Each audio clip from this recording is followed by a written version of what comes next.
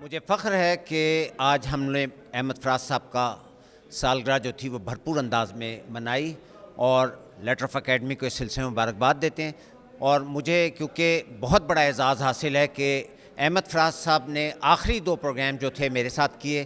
ایک میری کتاب کا فنکشن تھا، کبھی وہ کتابوں کے فنکشنز میں نہیں گیا ایز اے چیف گیسٹ، لیکن میری واحد کتاب تھی جس میں وہ میرے پروگرام میں ایز اے چیف گیسٹ بھی آئے.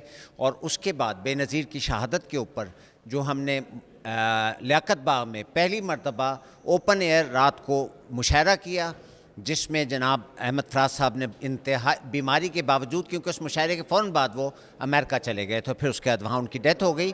وہ آخری مشاعرہ انہوں نے وہ جو میں نے منعقد کیا لیاقت باغ میں بے نظیر کی شہادت کے 40ویں کے موقع پہ، اس میں شرکت کی، جس میں مخدوم امین فہیم، اعتزاز احسن اور بڑے بڑے شعراء کرام جو راولپنڈی، اسلام آباد اور پورے ملک کے آئے تھے.